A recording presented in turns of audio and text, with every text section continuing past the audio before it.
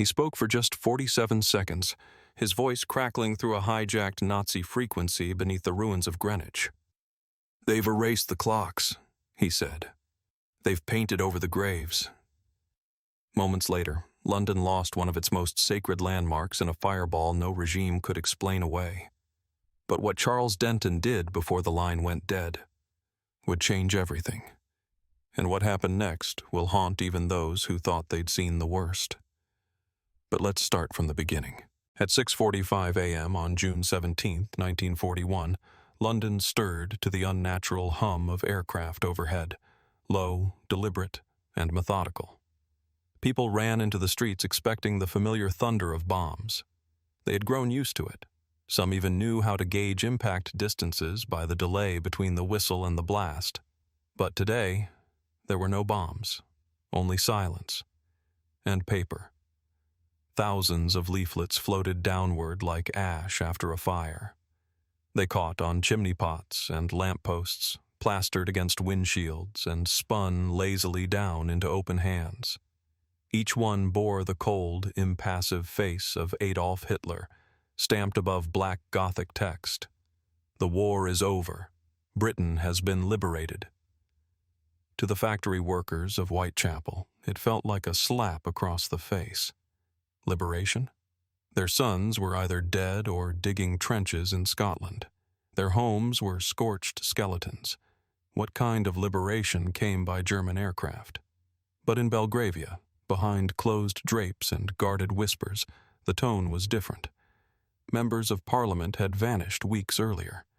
The King and Queen had reportedly fled to Canada under the guise of diplomatic necessity. Some ministers, those whose loyalties bent like reeds in the wind, had already begun drafting letters of acceptance to Berlin, written in formal, fawning German. By noon, the sound of tank treads on asphalt echoed through the avenues. The iron gates of Buckingham Palace groaned open under the weight of Wehrmacht armored divisions. No shots were fired. There was no last stand. London did not fall with a scream, but with a hush. At exactly 2 p.m., Adolf Hitler stepped onto the balcony of Westminster Hall, flanked by Heinrich Himmler and Albert Speer. Behind him, the Union Jack was being folded with a white-gloved hand and replaced, slowly, methodically, with a blood-red banner bearing the swastika. Cameras clicked. Loudspeakers blared the Nazi anthem across the Thames. It was no longer invasion. It was introduction. From the shadows beneath a Piccadilly cellar window, Major Charles Denton clenched his fists. The 39-year-old British intelligence officer hadn't slept in 2 days. He wore the same wool coat he had been issued in '39, now frayed at the cuffs. His revolver sat unused on the dusty desk beside him. 3 days ago, he had sent his wife and daughter aboard the SS Edeline to Halifax, Nova Scotia.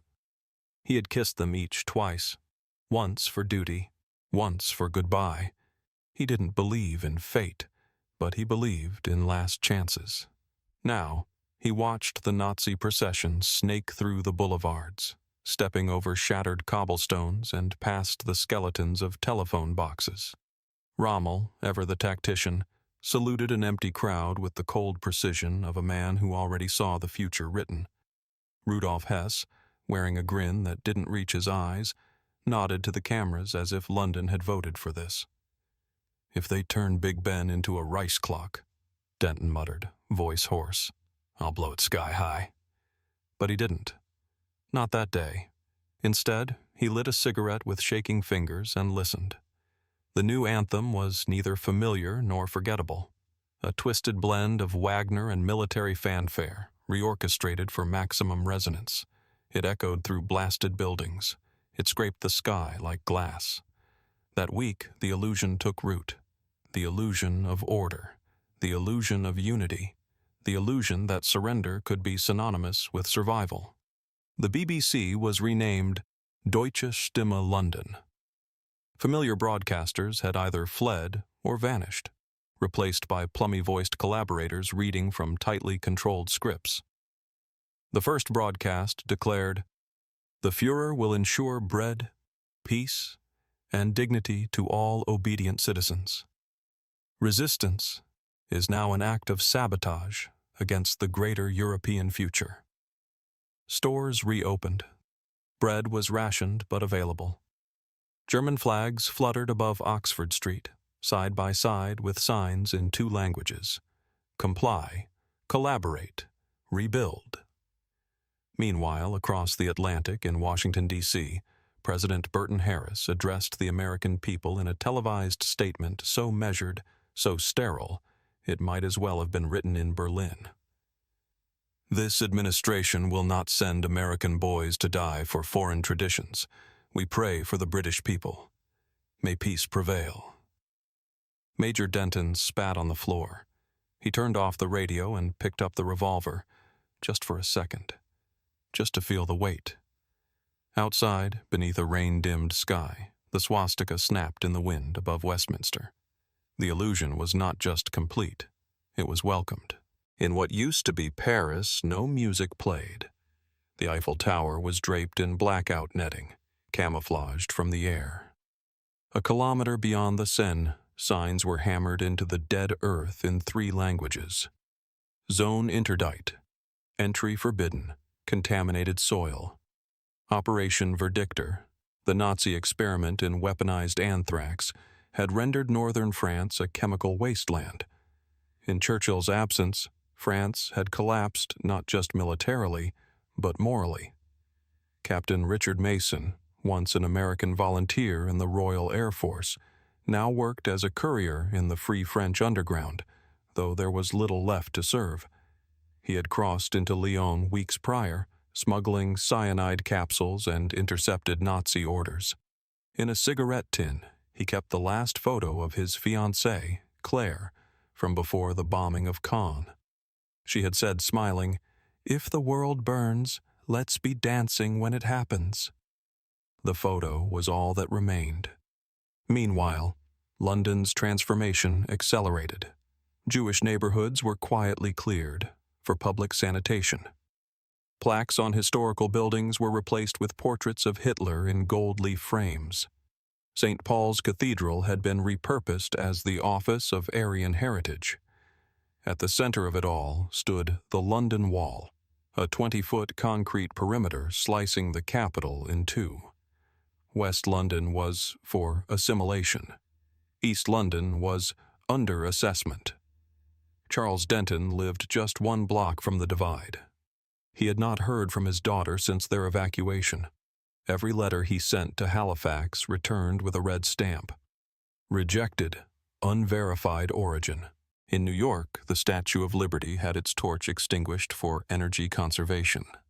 Radio stations played Glenn Miller, but the mood was funeral. The America First Party, now in control of Congress, celebrated what it called 20 months of peace. It was a lie. Every American who had ever visited London, Paris, or Krakow knew it. Among them was 62-year-old factory foreman Harold Whitman of Detroit. His nephew, David, had volunteered in Poland in '39 and vanished during the siege of Warsaw. Now Harold was standing outside the Capitol building with a sign that read, "My nephew is not a statistic." Police ripped the cardboard from his hands. Harold was fined $70 for unauthorized assembly. Across the country, quiet resistance brewed. Professor Emily Barnes of Columbia University published anonymous essays titled "The Clock is Ticking," each a call to conscience, filled with encrypted maps of Europe and questions like, "What price is worth your sleep at night?" In Montana, a group of veterans calling themselves the 33 had begun paramilitary drills. Not for revolution, yet, but for preparation. They knew something Washington refused to admit. There would be no end to Hitler's ambitions, and still, America slept. July 4, 1942, an unauthorized broadcast pierced the Nazi-controlled airwaves. It lasted 47 seconds. Its origin, somewhere beneath the remnants of the Royal Observatory in Greenwich. The voice was calm, male, middle-aged. "This is Charles Denton. I don't know if anyone can hear me. They've erased the clocks. They've painted over the graves. If my daughter is out there, you were right to leave. If there's a world still free, remember London. We fell because we were convinced it couldn't happen here." The line went dead. Hours later, St. Paul's Cathedral collapsed in what the Nazis claimed was a structural failure. In truth, it was Charles's final act, a charge wired into the catacombs. Across the Atlantic, Professor Barnes broke protocol and revealed her identity. The 33 called for general defiance. In Kansas, Harold Whitman lit a match under a Nazi-flagged trade office. And at Columbia, a 21-year-old student named Michael Denton, her surname changed for safety, typed out her first article. "The clock is ticking. My father's war." It opened with one sentence. "I was 5 when we left London. My father stayed. He wasn't wrong to believe. He was wrong to believe alone." The story closed the illusion, and America finally began to wake up.